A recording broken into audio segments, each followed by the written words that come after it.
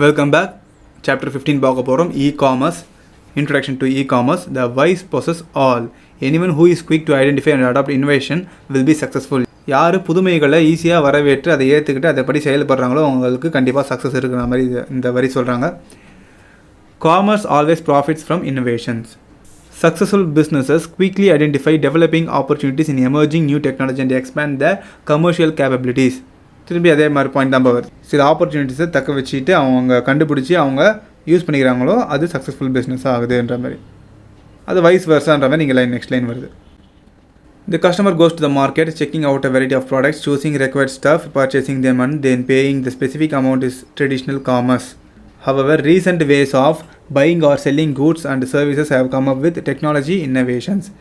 சாதாரணமாக ஒரு கடைக்கு போயிட்டு சில ப்ராடக்ட்ஸை பார்த்து அதை காசு கொடுத்து வாங்குறது வந்து ட்ரெடிஷ்னல் காமர்ஸ். இப்போ வந்து வாங்குறது விற்கிறது ரெண்டுமே வந்து புதுசாக டெக்னாலஜிக்கு ஏற்ற மாதிரி மாறி இருக்குன்றாங்க. In near future commercial activities such as buying or selling of goods between merchant and commercial will be forgotten. இந்த மாதிரி நேரடியாக வாங்குறது இன்னும் கொஞ்ச நாளில் மறந்துடுவாங்க, அந்தளவுக்கு போய்டுன்ற மாதிரி சொல்கிறாங்க. ஏன்னா அந்தளவுக்கு ஆன்லைன் ஷாப்பிங் வந்து ஒரு டிராஸ்டிக் சேஞ்ச் வந்து கொண்டு வந்துட்டுருக்கு. A growth in technology and vast usage of internet, our style of living has changed and this has also modified the working of commercial trade. So internet வந்ததால் எல்லாமே மாறி போச்சுன்றாங்க. IBM coined the term e-business. First IBM international business machine தான் இந்த இ-பிஸ்னஸை முதல்ல கொண்டு வந்தாங்க. அந்த மாதிரி சில ஹிஸ்டாரிக்கல் இன்ஃபர்மேஷன்லாம் கொஞ்சம் சொல்கிறாங்க.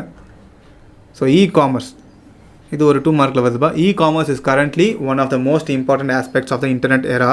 Just like the words email, e book with the prefix e stands for electronic காமர்ஸ்னு அர்த்தம் அந்த பேர். அப்போ it also allows the consumers to exchange goods and services with no barrier of time or distance. So இங்கேருந்து நீங்கள் என்ன பண்ணலாம், எவ்வளோ தூரத்தில் இருக்கிற கடையில் வேணால் நீங்கள் ஒரு ஆர்டரை ப்ளேஸ் பண்ணலாம். அதுக்கப்புறம் அதே மாதிரி சர்வீசஸை நீங்கள் எடுத்துக்கலாம். Electronic commerce has expanded rapidly over the past few years and is predicted to accelerate. இது வரைக்கும் நிறையா வளர்ந்துருக்கு, அதே மாதிரி இன்னும் வளரும் அப்படின்ற மாதிரி இங்கே சொல்கிறாங்க. E-business, network infrastructure, multimedia, content and publishings, messaging and information distribution, common business service infrastructure, இது எல்லாமே வந்து சேர்ந்தது தான் e-business. இதெல்லாம் தான் வந்து தூண்களாக இருக்குன்ற மாதிரி சொல்கிறாங்க. நெட்வொர்க் இன்ஃப்ராஸ்ட்ரக்சர் முதல்ல அது தேவை. அதுக்கப்புறம் அவங்க வெப்சைட்டில் வந்து போஸ்ட் பண்ணுறதுக்கு மல்டிமீடியா கண்டென்ட் தேவை.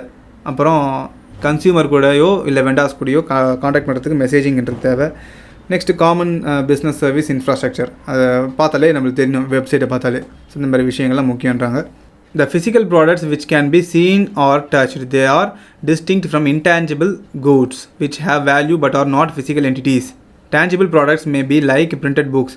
டேஞ்சிபிள், இன்டான்ஜிபிள் ரெண்டு இருக்குப்பா. டேஞ்சிபிள்னால் கையால் தொட்டு பார்க்கக்கூடியது, சிடி, டிவிடி, லேம்ப் எக்ஸட்ரா, இதெல்லாம் டேஞ்சிபிள் கூட்ஸ். இன்டான்ஜிபிள் கூட்ஸ்னு பார்த்தோன்னா digital files, downloadable video games. அந்த ஃபைல்ஸ் எல்லாம் நீங்கள் போய் தொட்டு பார்க்க முடியாது, அதை டவுன்லோட் பண்ணி விளையாடலாம், அவ்வளோதான் பண்ண முடியும். அது இன்டான்ஜிபிள் ப்ராடக்ட்ஸு. டேஞ்சிபிள் ப்ராடக்ட்ஸ்னால் தொட்டு பார்க்கக்கூடிய பொருள்கள். Goods, information, services, tangible form, electronic form. Examples கொடுத்துருக்காங்க பாருங்கள். கூட்ஸுக்கு மொபைல் ஃபோன், இன்ஃபர்மேஷனுக்கு subscription to some newspaper. இன்ஃபர்மேஷனுக்கு எதாவது எக்ஸாம்பிள் சொல்கிறாங்கன்னா சப்ஸ்கிரைப் பண்ணுறது. ஒரு நியூஸ் பேப்பர் வெப்சைட்டை நீங்கள் சப்ஸ்கிரைப் பண்ணிட்டீங்கன்னா தினமும் உங்களுக்கு அதில் தான் நியூஸ் வரும். அந்த மாதிரி விஷயம்லாம் இன்ஃபர்மேஷனாக வருது. Next services, matrimonial services. சில விஷயங்களுக்கு அந்த வெப்சைட்டில் உங்களை அலோவ் பண்ணுவாங்க. Tangible form, digital camera purchase by consumer. ஒரு தொட்டு பார்க்கக்கூடிய பொருள்னு சொன்ன பார்த்தீங்கன்னா இங்கே டிஜிட்டல் கேமரா சொல்கிறாங்க. நீங்கள் எது வேணால் போடலாம், டிவி, வாஷிங் மிஷின், ஃபேன், எது வேணால் போடலாம். எலக்ட்ரானிக் ஃபார்ம் வந்து ஒரு மியூசிக் ஆல்பம். நீங்கள் பாட்டு டவுன்லோட் பண்ணுறீங்க, அதை நீங்கள் தொட்டு பார்க்கவோ இல்லை நுகர்ந்து பார்க்கவோ எல்லாம் முடியாது. அது எலக்ட்ரானிக் ஃபார்மில் இருக்கிறது. பட் ஆனால் நீங்கள் கேட்கலாம். ஸோ இந்த மாதிரி சில கேட்டகரி சொல்கிறாங்க. எவல்யூஷன்லாம் ஃபுல்லாக கதை தான்ப்பா. அதை தான் இங்கே வந்து இயர் பை இயராக உங்களுக்கு இங்கே கொடுத்துருக்காங்க. Development and growth of electronic commerce. First wave, second wave, third wave, மொத்தம் 3 வேவ்ஸ். இந்த .com பர்ஸ்ட்னு சில இதெல்லாம் வரும்பா. அந்த மாதிரி டெர்மினாலஜிஸ் மட்டும் என்னென்னு சொல்லிட்டு பார்த்துக்கோங்க. The first wave of electronic commerce பார்த்தீங்கன்னா இந்த வருஷம் பார்த்துக்கோங்க. அதாவது development and growth of electronic காமர்ஸில் 3 வேவ்ஸ் இருக்குது. First wave, second wave, third wave. அதில் வருஷத்தை முதல்ல மனப்பாடம் பண்ணிக்கோங்க. 1995லேருந்து 2003 வரைக்கும் ஃபர்ஸ்ட் வேவ், 2004லேருந்து 2009 வரைக்கும் செகண்ட் வேவ், 2010லேருந்து இன்றைக்கி வரைக்கும் தேர்ட் வேவ். ஸோ இதில் ஒரு 2-3 பாயிண்ட் பார்த்துக்கோங்க. த .com கம்பெனிஸ் ஃபர்ஸ்ட் வேவில் சொல்கிறேன். The .com companies of first wave are mostly American companies. Their by their websites were only in English. ஒரு பாயிண்ட். இந்த .com கம்பெனிஸ்ன்றவங்க வந்து இந்த இ-காமர்ஸில் மோஸ்ட்லி அமெரிக்கன் கம்பெனிஸில் இருந்ததால் அந்த வெப்சைட்ஸ்லாம் மோஸ்ட்லி இங்கிலீஷில் தான் இருக்குன்ற மாதிரி சொல்கிறாங்க. Only EDI and unstructured email remains as a mode of information exchange between businesses. இது ஒரு பாயிண்ட் பா. இந்த EDI வந்து லாஸ்ட் சாப்டரில் நம்ம பார்க்கும்போது உங்களுக்கு தெரியும், எடிஃபேக்ட்லாம் நம்ம சில இதெல்லாம் பார்ப்போம். ஸோ இது ஒரு பாயிண்ட்டை இப்போதைக்கு நோட் பண்ணிக்கோங்க. Next second wave. The second wave is the rebirth of e-commerce after .com bust. So .com பஸ்ட்னு சொல்லிட்டு ஒரு அன்ஃபார்ச்சுனேட் இன்சிடென்ட் நடந்திருக்கு. அதுலேருந்து மீண்டு வந்தது தான் செகண்ட் வேவ்னு சொல்லிட்டு சொல்கிறாங்க. The second wave is considered as the global wave with sellers doing business in many countries in many languages. இது ஒரு சூப்பர் பாயிண்ட். பிகாஸ் இங்கே வந்து அமெரிக்கன் கண்ட்ரீஸு, அதனால் இங்கிலீஷ் மட்டும் சொன்னாங்க. இங்கே many countries in many languages. இது ஒரு பாயிண்ட். ஸோ இது ஒரு பாயிண்ட், இது ஒரு பாயிண்ட். இது லாஸ்ட் பாயிண்ட் நோட் பண்ணிக்கோங்க. Increase web users nourished e commerce companies mostly B2C, அதாவது business to consumers during the second wave. இந்த B2Cயில் நம்மன்னு சொல்லிட்டு பார்ப்போம். Next third wave. Third wave is brought on by the mobile technologies. இது ஒரு முக்கியமான point. The term Web 3.0 summarizes the various characteristics of the future internet which include artificial intelligence, semantic web, generic database. இதை second பாயிண்ட்டாக, second and last பாயிண்ட்டாக கூட வச்சுக்கோங்க. நீங்கள் இந்த டயக்ராம் போட்டிங்கனாலே உங்களுக்கு ஒரு மார்க்கு. இந்த Y ஆக்சிஸ் X ஆக்சிஸ் பார்த்துக்கோங்க. ஒன்றும் இல்லை, அந்த வருஷம் தான் இங்கே மென்ஷன் பண்ணியிருப்பாங்க. ஸ்டார்டிங் வருஷம் மட்டும் மென்ஷன் பண்ணியிருப்பாங்க. இங்கே Web 1.0, Web 2.0, Web 3.0. இது உள்ளே இருக்கிறது ஏதாவது ஒரு 4 மட்டும் எழுதுங்க போதும். So classification of e commerce business models. Third வேவில் B2Cன்னு பார்த்தோம் பார்த்தீங்களா, இங்கே தான் அதை கொடுத்துருக்காங்க மொத்தமாக. ஸோ B2B என்னது? இன் B2B e-commerce commercial transactions takes place between different business organisation. ஒரு பிஸ்னஸ் ஆர்கனைசேஷன்லேருந்து இன்னொரு பிஸ்னஸ் ஆர்கனைசேஷனில் இருக்கிற டிரான்சாக்ஷன் தான் வந்து B2B. அதுக்கு ஒரு எக்ஸாம்பிள் கொடுத்துருக்காங்க பாருங்கள். இங்கே படம் பார்த்தீங்கன்னா உங்களுக்கே தெரியும், ரெண்டுமே வந்து ஒரு கம்பெனி மாதிரி தான் இருக்கும், ஒரு ஃபேக்ட்ரி மாதிரி இருக்கும். If a companies work is hired to another company it would be termed as out sourcing. ஒரு கம்பெனியோட ஒர்க்கு இன்னொரு கம்பெனி வந்து எடுத்து அதை பண்ணிச்சுன்னா அது பேர் அவுட் சோர்சிங் சொல்லுவாங்க. If the work is outsourced to a company which is outside its own country, it is called as offshoring. Simple. இப்போ ஒரு கம்பெனிலேருந்து இன்னொரு கம்பெனிக்கு கொடுத்தாங்கன்னா அது அவுட் சோர்சிங்கு. அதுவே அந்த அவுட் சோர்ஸர் கம்பெனி வேறு ஒரு கண்ட்ரியில் வேறு ஒரு நாட்டில் இருந்தால் அது ஆஃப் ஷோரிங். இது முக்கியம்ப்பா. இது ரெண்டுமே வந்து 2 மார்க்ஸில் இதை கேட்குறாங்கப்பா. Outsourcing and offshoring என்னன்னு சொல்லிட்டு டிஃப்ரென்ஸ் கேட்பாங்க. சிம்பிள் தான். நெக்ஸ்ட்டு B2C, பிஸ்னஸ் டு கன்சியூமர்ப்பா. இந்த படத்தை பாருங்கள், எல்லாத்துக்கும் டக்குன்னு உங்களுக்கு புரியும். ஒரு கம்பெனி வந்து கன்சியூமருக்கு டிரான்சாக்ஷன் பண்ணால் அது B2C, அதாவது கூட்ஸு, இன்ஃபர்மேஷனு. இப்போ இது வந்து ஒரு அமேசான் வச்சுக்கோங்க, இங்கேருந்து எல்லாத்தையும் பொருளாக வாங்கிட்டு போகிறாங்க, முடிஞ்சு போயிடுச்சு. பிஸ்னஸ் டு கவர்மெண்ட்டு, ஒரு பிஸ்னஸ் வந்து ஒரு கவர்மெண்ட்டுக்கு சர்வீஸ் ப்ரொவைட் பண்ணால் டிரான்சாக்ஷன் பண்ணால் அது வந்து B2Gன்ற மாதிரி சொல்கிறாங்க. இங்கே சொல்லியிருக்காங்க பாருங்கள், the government or its administration. அதை கூட விடுங்க, the government buys laptop for students, முடிஞ்சு போயிடுச்சு. லேப்டாப்ஸ் வந்து தமிழ்நாடு கவர்மெண்ட்டே தயாரிக்கிறாங்க கிடையாது. அவங்க வந்து ஒரு கம்பெனிக்கிட்டேருந்து அதை வாங்கி ஸ்டூடெண்ட்ஸ் கொடுக்குறாங்க. அது வந்து அப்போ என்னது? Business to government. Next C2B, consumer to business. அப்போ இந்த பக்கம் வந்து இவங்க இருப்பாங்க, இந்த பக்கம் பிஸ்னஸ் இருக்கும். அப்படி பார்த்தோன்னா என்னென்னா, இதோ இங்கே சிம்பிளாக சொல்லிட்டாங்க பாருங்கள், yatra.com. ஒரு கம்பெனியை நோக்கி கன்சியூமர்ஸ் போகிறது, சீக் பண்ணி அங்கேருந்து பிஸ்னஸ் அவங்களுக்கு கொடுக்குறது. அதாவது transaction is originated by the consumers. துவங்கிறதே கன்சியூமர் தான். அவங்க வந்து யாத்ராவில் ஒரு ட்ராவலுக்கு டிக்கெட் புக் பண்ணுறதுன்னு ஒரு எக்ஸாம்பிள் சொல்லலாம் நம்ம. C2C, consumer to consumer. Consumer to consumer டேரெக்டாக இல்லாமல் கண்டிப்பாக அங்கே ஒரு பிஸ்னஸ் இருந்தே ஆகணும். அது ஒரு எக்ஸாம்பிள் சூப்பராக சொல்லியிருக்காங்க பாருங்கள். A consumer who wants to sell his property can post an advertisement on the website. Another person who is interested in buying a property can browse the property advertisement posted on that site. அதாவது ஒரு consumer வந்து ஒரு வெப்சைட்டில் வந்து இதை நான் விற்க போகிறேன்னு போடுறாரு, அதை இன்னொரு கன்சியூமர் வந்து நான் வாங்க போகிறேன்னு சொல்லிட்டு அதை வாங்கலாம். அது வந்து C2C. C2Gப்பா, கன்சியூமர் டு கவர்மெண்ட். அதாவது மக்கள் வந்து கவர்மெண்ட்டை நோக்கி சில சர்வீசஸ் நாடுறது. ஸோ டேக்ஸ் பே பண்ணுறதெல்லாம் பார்த்தோன்னா கன்சியூமர்ஸ் டு கவர்மெண்ட்.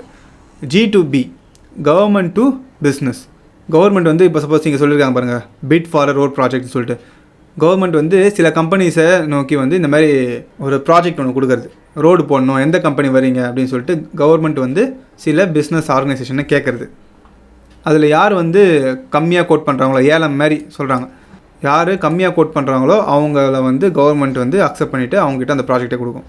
அது G2B. G2C, government to consumer.